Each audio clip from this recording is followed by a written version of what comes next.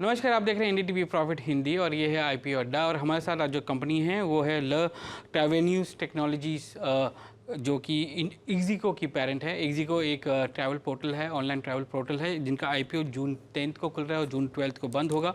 88 to 93 के बीच का price band है और इनका आईपीओ का टोटल साइज़ जो है 740 करोड़ का है, जिसमें 120 करोड़ का फ्रेश इशू है।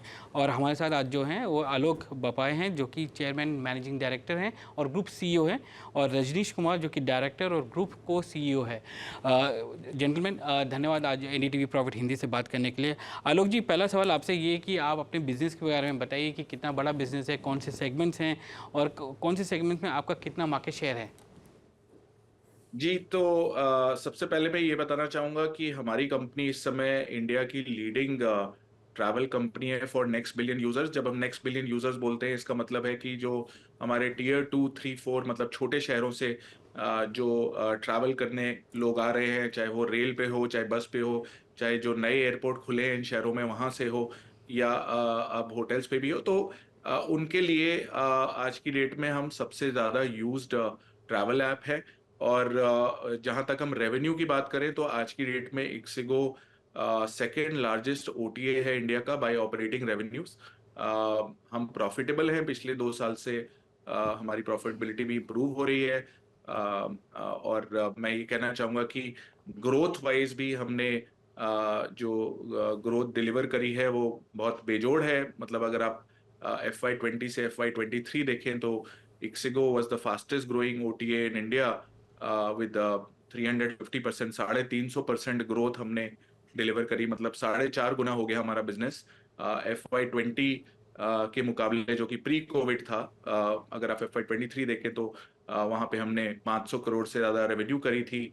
और जो 9 महीने हमने FY24 में करे हैं, वहां पे भी हमारी रेवेन्यू 491 करोड़ से ज्यादा है। तो अगर आप देखिए कि इस मार्केट में दो तरह के ओटी है, एक जो फ्लाइट फर्स्ट है या फिर जो बड़े शहरों के लोगों को ज्यादा टारगेट कर रहे हैं, और एक है हमारे हम जिस मार्केट में हैं, जिसमें हम मार्केट लीडर हैं, वो है जो लोग टीयर 2, 3, 4 यानी कि छोटे शहरों पे ज्यादा ध्यान दे रहे हैं, जहाँ जहाँ से एस्पायरिंग मिडिल क्लास इमर्ज हो रहा है इंडिया का, जिनकी महत्वाकांक्षाएं बढ़ रही हैं ट्रैवल को लेके, जिनकी स्पेंड बढ़ रही है ट्रैवल को लेके, और हम उसमें टैप कर रहे हैं उसको।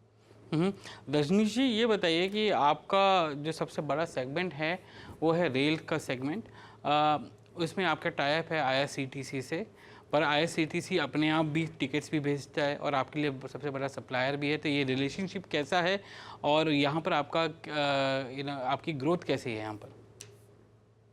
तो रेल सेक्टर में हमारी ग्रोथ जो है वो बहुत बेजोड़ है, वो आपने भी देखा होगा। अभी हमारा market share OTA market share के अंदर ऑलमोस्ट 52.6% हो गया है, लेटेस्ट डेटा के अनुसार जो हमने पब्लिश भी किया है। बट उसका रीजन, जो फंडामेंटल रीजन है हमारे ग्रोथ का, वो ये है कि सालों पहले हमने ये देखा कि भारत जो है वो रेल से ट्रैवल करता है, फ्लाइट से नहीं। और इसीलिए हमने उस टारगेट सेगमेंट को देखा, उनकी प्रॉब्लम समझी, और हमने वहां से अपनी शुरुआत करी। हमने टिकट बुकिंग से शुरुआत नहीं करी, हमने शुरुआत करी उनकी प्रॉब्लम सॉल्व करने से। लोगों की प्रॉब्लम थी पीएनआर स्टेटस चेक करना, लोगों की प्रॉब्लम थी कि उनकी टिकट कंफर्म होगी कि नहीं। आपको पता है 30% टिकट अभी भी रेलवे में वेट लिस्टेड होती हैं। और वो एक बहुत बड़ी प्रॉब्लम है, लोगों के दिमाग में हमेशा रहता है कि यार टिकट कंफर्म होगी कि नहीं। तो हमने 2015 में एक एआई से प्रिडिक्शन मॉडल बनाया है, जिससे हमने रेलवे की वेट लिस्टेड टिकट्स को का प्रिडिक्शन चांस प्रिडिक्ट किया कि भाई आपकी टिकट जो है वो जिस दिन आपकी जर्नी है उस दिन कंफर्म होगी कि नहीं। फिर हमने ये भी देखा कि लोगों की बहुत बड़ी प्रॉब्लम थी कि ट्रेन को लोकेट करना, कि ट्रेन कहाँ पे, रनिंग स्टेटस जिसको कहते हैं लोग। तो हमने हमारे पास उस समय इतने यूजर्स हो चुके थे कि हमारे पास किसी भी समय किसी भी ट्रेन में कुछ हमारे यूजर्स हमेशा सफ़र कर रहे होते थे। और उनके लोकेशन का डेटा को इस्तेमाल करके हम लोगों ने एक टेक्नोलॉजी बनाई, जिससे हम लोग यूजर को ये एग्जैक्टली बता सकते हैं कि ट्रेन किस समय कहाँ पे है। और फिर उसी के ऊपर बिल्ड करते हुए हमने ये भी देखा कि हमारे पास इतना डेटा है ट्रेन के रनिंग्स के बारे में। तो हमने फिर लोगों को ये भी बताना चालू कर दिया कि आपकी ट्रेन जो है वो कितनी डिलेड होगी, आगे जाके अगले स्टेशन पे कब पहुंचेगी, आपके फाइनल डेस्टिनेशन पे कब पहुंचेगी। और उससे एक और बहुत अच्छा फीचर मुझे याद आ रहा है, जब हम भी ट्रैवल करते थे कॉलेज के दिनों में तो कानपुर की जगह इटावा पहुंच जाते थे बिकॉज नींद लग जाती थी सुबह सुबह। तो फिर हमने स्टेशन अलार्म भी बनाया जो कि इन्हीं टेक्नोलॉजी को यूज़ करके आपको बिल्कुल सही समय पर जगा देता है। आपको सुबह उठ के रोज़ पूछने की ज़रूरत नहीं है अपने फेलो पैसेंजर से कि ट्रेन कहाँ पे है। और यही सब रीज़न है कि इसकी वजह से हमारी जो ग्रोथ है वो हमें यहाँ तक लेके आई है 429 मिलियन, यानी कि ऑलमोस्ट 43 करोड़ लोग हर साल हमारे ऐप में आते हैं। और ये नंबर काफ़ी बड़ा नंबर है, इसीलिए यहाँ से अब हमारी जो कहानी है मोनेटाइजेशन की वो शुरू हुई है। 2017 में हमने आईआरसीटीसी से पार्टनरशिप करी और हम ऑफिशियली उनके पार्टनर बन गए ट्रेन टिकटिंग के लिए। और वो ट्रेन टिकटिंग पार्टनरशिप के बाद हम ऑफिशियली ओटीए बन गए ट्रेन स्पेस में। और बिल्कुल सेम तरीके से फिर हमने फ्लाइट और बसेस साइड पे भी वो ओटीए में हम तब्दील हो गए एज अ प्लेटफॉर्म। उसके पहले हम लोग मेटा सर्च हुआ करते थे। और अभी बहुत रिसेंटली अगर आप देखें तो हमने होटल्स भी लॉन्च किया, वहाँ भी हमारी एंट्री हो गई है दिसंबर लास्ट ईयर। तो अभी हमारी मोनेटाइजेशन की कहानी शुरू ही हुई है। आपने देखा होगा लास्ट 2 साल में जो हमारे नंबर्स हैं रेवेन्यू के, एबिटा के, पैट के, वो नंबर्स कंसिस्टेंटली इम्प्रूव कर रहे हैं। और उसका रीज़न यही है कि हमारा जो ऑपरेटिंग लेवरेज है बिजनेस में वो प्ले कर रहा है। और उसका एक बहुत बड़ा रीज़न है कि हम जो कस्टमर्स की प्रॉब्लम्स को देखते हैं, ढूंढते हैं, उनको सॉल्व करते हैं। और उन प्रॉब्लम्स को सॉल्व करने के लिए हम लोगों को नहीं फेंकते हैं उन प्रॉब्लम्स के ऊपर। हम actually data, AI technology use करते हैं उसको सॉल्व करने के लिए। और वही हमारा सबसे बड़ा स्ट्रेंथ है आज के डेट। आलोक जी, ये बताइए कि आप ऐसे सेगमेंट में हैं जहाँ पर कंपटीशन भी काफ़ी है, तो यहाँ पर आपका एडवर्टाइजिंग और मार्केटिंग कॉस्ट जो है, जो कि percentage of your revenue from operation, वो लगभग 24% के आसपास है। विच और आप नए सेगमेंट्स में भी घुस रहे हैं, तो ये जो कॉस्ट है, ये कॉस्ट क्या और आगे बढ़ता रहेगा एज परसेंटेज ऑफ रेवेन्यू, या फिर ये जो है पीक हो गया है और यहाँ से आप सिर्फ जो ऑप्टिमल इन्वेस्टमेंट ही करेंगे एडवर्टाइजिंग एंड मार्केटिंग में? देखिए, आप इसको इस तरह से सोचिए कि कोविड के पहले हमारा मार्केटिंग स्पेंड बहुत कम होता था। और कोविड से जैसे जैसे हम निकल के आए हैं, लास्ट 2 इयर्स की बात करें, FY23 और FY24 के 9 मंथ्स पीरियड में, उसमें हमने अपना मार्केटिंग स्पेंड बढ़ाया है इस बाउंस बैक को लेवरेज करने के लिए। क्योंकि यहाँ पे दो चीजें हैं। एक तो ब्रांड अवेयरनेस क्रिएशन है, जो कि हमारे जो ब्रांड्स चलते हैं, इक्सिगो, कंफर्म टिकट, अभी बस, उन तीनों ब्रांड्स की awareness in their respective categories, उनको बढ़ाने के लिए। और जो हमारे यूजर्स हैं जो आज की डेट में ऑफलाइन जो लोग बुक करते थे, उनको ऑनलाइन लाके बुक करें। बस की कैटेगरी ले लें या फ्लाइट की भी कैटेगरी ले लें, Tier 2-3 मार्केट में कई सारे लोग जो हैं वो ऑफलाइन जाके बुक करते हैं। और हम चाहते हैं कि वो जाने कि वो इक्सिगो पे आके या अभी बस पे आके ये बुकिंग्स बना सकते हैं। तो इसलिए हमने ब्रांड अवेयरनेस क्रिएशन पे पिछले 2 साल में स्पेंड्स बढ़ाए हैं। लेकिन वो स्पेंड हमने in proportion to revenue and margin growth बढ़ाए हैं। तो दूसरा जो स्पेंड हमारा होता है वो है परफॉर्मेंस मार्केटिंग में, जिसमें हम ऑनलाइन खर्च करते हैं ट्रैफिक के लिए। हालांकि रजनीश ने जैसे बताया 90% हमारा ट्रैफिक ऑर्गेनिक है, लेकिन जो रिमेनिंग 10% है उसके लिए जो हम खर्च करते हैं वो हमारा परफॉर्मेंस मार्केटिंग में होता है। वो कंट्रीब्यूशन मार्जिन लेवल पे आप अगर देखोगे तो ऑलरेडी डिडक्टेड होता है। तो कंट्रीब्यूशन मार्जिन्स हमारे ग्रो कर रहे हैं, जिसका मतलब यह है कि उन परफॉर्मेंस मार्केटिंग स्पेंड्स पे भी सिग्निफिकेंट ऑपरेटिंग लेवरेज आ रहा है ईयर ऑन ईयर। बढ़ाने के बावजूद हमारे कंट्रीब्यूशन मार्जिन्स इंप्रूव हुए। ब्रांड अवेयरनेस, जहां मैं बोलूंगा कि ये एक लॉन्ग टर्म इन्वेस्टमेंट है, तो साल दर साल उसको in proportionate to our growth करते रहना बहुत आवश्यक है। क्योंकि इसका जो पे ऑफ है वो आज नहीं आता है, 1 साल में नहीं आता है, वो कई सालों की स्पेंड के बाद आता है। और हम लोग उसमें बिल्कुल नहीं चूकेंगे कि हम इस तरह के ब्रांड अवेयरनेस क्रिएशन स्पेंड जहाँ पे रिक्वायर्ड हूँ वो करते रहें।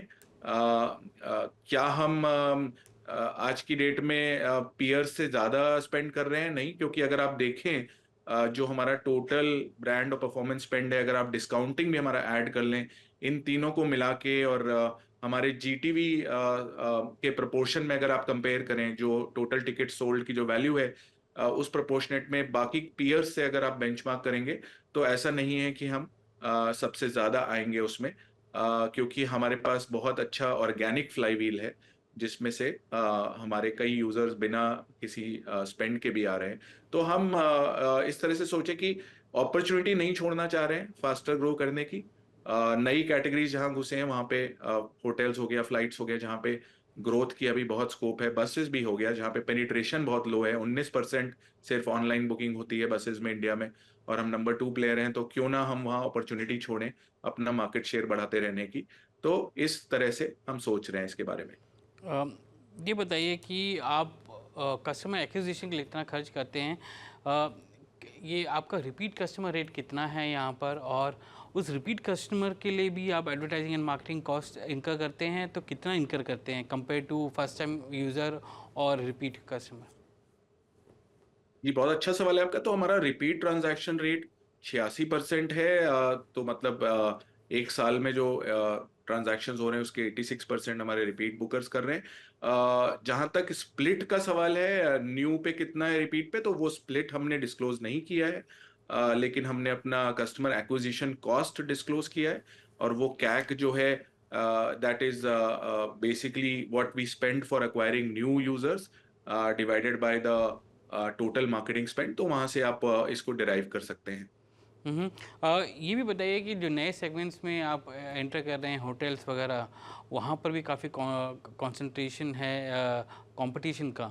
आप दिसंबर में लॉन्च किए हैं, जनवरी फरवरी मार्च जो है, और अभी जो अप्रैल मई जून, ये सीजन्स होते हैं जहाँ पर काफ़ी बुकिंग्स होती हैं। तो जी, आपका जो परफॉर्मेंस है इस Q4 का आपने अभी तक अनाउंस नहीं किया है, पर क्या उसमें कोई इम्पैक्ट आएगा फ्री कैश फ्लो का, या मार्जिन्स पे कोई इम्पैक्ट आएगा इसकी वजह से?